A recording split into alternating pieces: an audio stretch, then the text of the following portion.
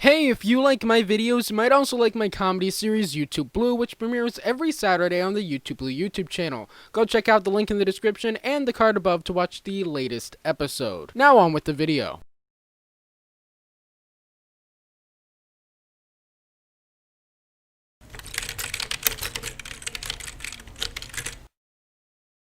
The past few days, I've been doing a trilogy of videos on current DC events. On Monday, I did a video on the life and slow, painful death of DC Universe.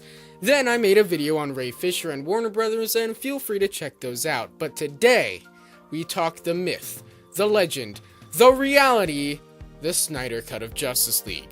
I'll talk about its history as well as what we can expect, but first, I'll give you a very brief history on the DCEU, though I'll probably do a full-length video on it one day. So, around 2006, 2007-ish, Warner Brothers realized that Marvel Studios was going to do the, MCU, and decided that they should look into doing something similar. They had the idea to beat Marvel to the punch on making a big team-up movie by starting with a Justice League movie and doing solo movies afterward.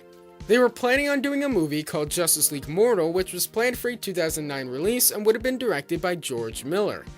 This ended up getting cancelled for various kind of boring reasons, and Warner Brothers decided that since a Green Lantern movie that had been in development hell for some time was finally making some leeway, that would be the first movie in their shared universe.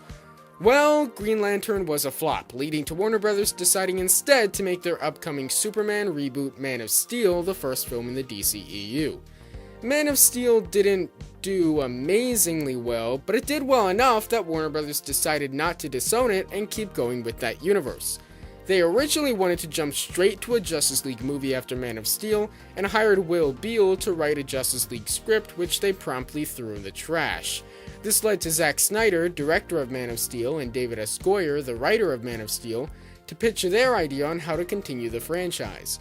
The reason I mention Will Beall's script at all is that it may have had a pretty big impact on what Snyder and Goyer would decide to do. Beall's script was about an already formed Justice League fighting Darkseid when he invades Earth, and the Flash having to go back in time in order to prevent a dystopian future in which Darkseid wins. Yeah, this might sound familiar to you if you've been following the Snyder Cut news.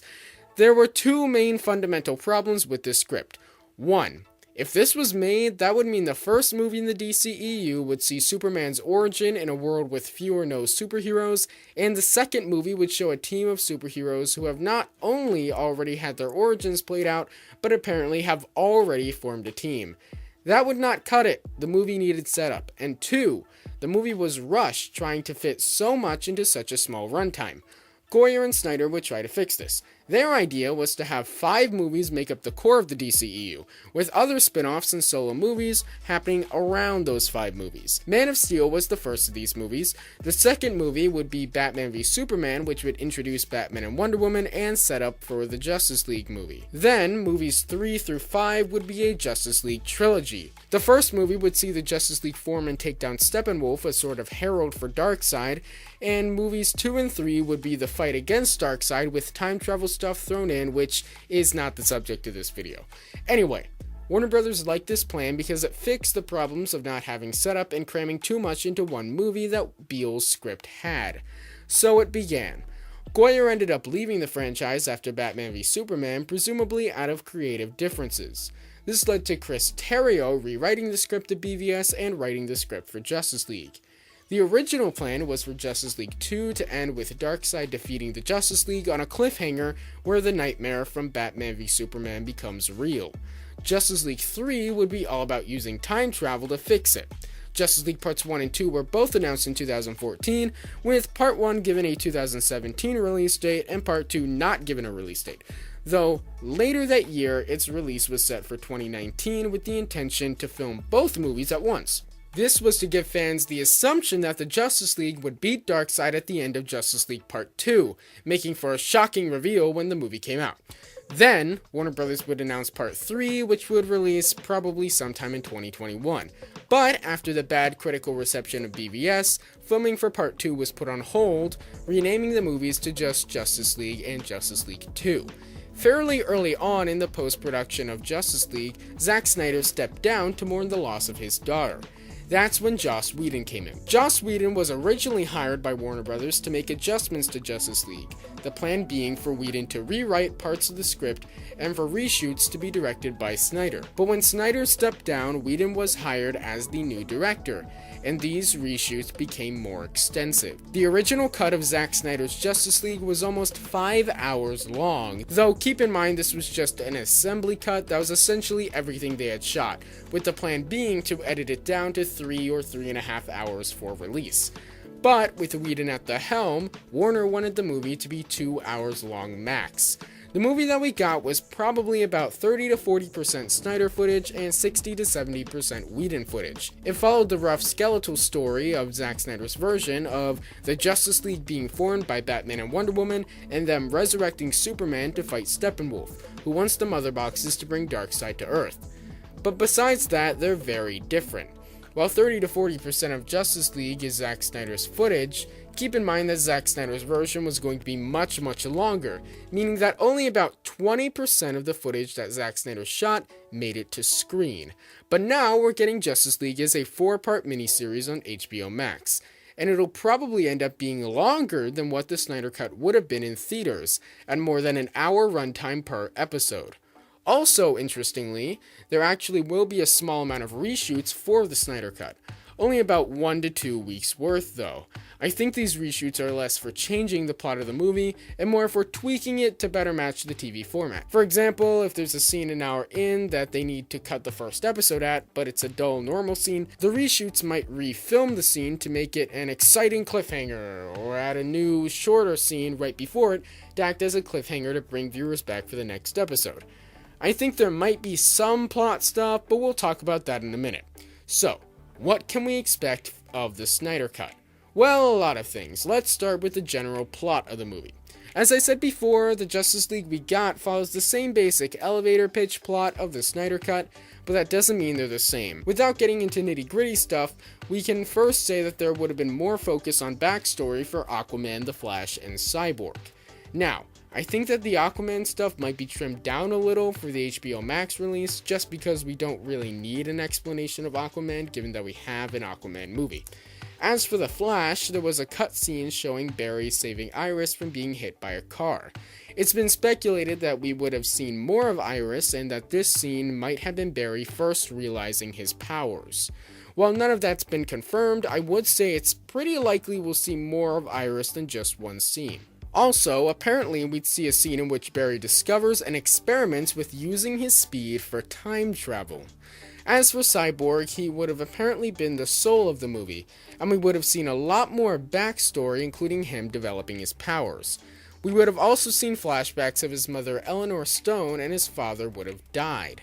As for Batman, instead of that opening scene with the Parademon, Bruce would have gone to Arkham and paid a visit to Lex Luthor, taking his journal in the process, which contains notes Lex learned from Zod's ship, and Bruce would have used that as reference instead.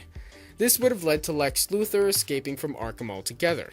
Diana would find an ancient altar shrine thing telling of the ancient battle on Earth with Steppenwolf, except the battle wouldn't have been Steppenwolf invading Earth, but instead a young Darkseid. And the symbol that we see Steppenwolf make with his axe in the Whedon version would have been explained to be Darkseid creating a version of the anti-life equation.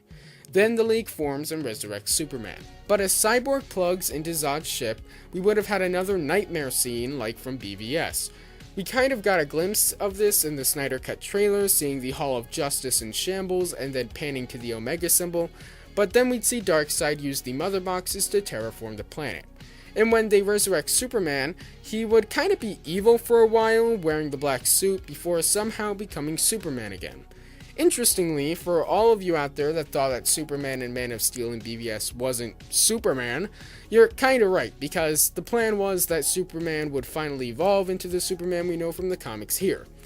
Then they would all unite and fight Steppenwolf, but the battle would have gone a little bit differently. Cyborg would have had to use his connection to the mother boxes to stop the unity, but he would fail. Steppenwolf would stop him and literally rip him in half. So then, the Flash would have to use his experiments from previously in the film to go back in time moments before and use the Speed Force to project Cyborg inside the mother boxes. The spirit of the mother boxes would take the form of Vic's dead parents and try to convince him to stop and stay in the mother boxes with his parents, but he has to make the difficult decision to instead stop the unity. Steppenwolf, realizing he's failed, would try to take a boom tube back to Apocalypse, but Wonder Woman would cut off his head before he could go back. Then, the team would stand together and see Darkseid on the other side of the boom tube as it closed, realizing that the worst is yet to come, but that they had saved the world. So that's the plot, but there's a little more to talk about, including various characters with their roles being reduced or removed. I already talked about Vic's parents and Iris, but there are more. Firstly, Willem Dafoe's Vulko was originally supposed to be introduced in a small role in Justice League. Also, Ryan Choi, aka The Atom, was supposed to appear as someone working at Star Labs, though he wouldn't have suited up as The Atom in the movie. As for Darkseid, he wouldn't have done much action in the movie. He was going to appear in the battle scene flashback for a cameo at the end, the nightmare scene, and maybe a couple other short scenes on Apocalypse, either as flashbacks or checking in on Steppenwolf.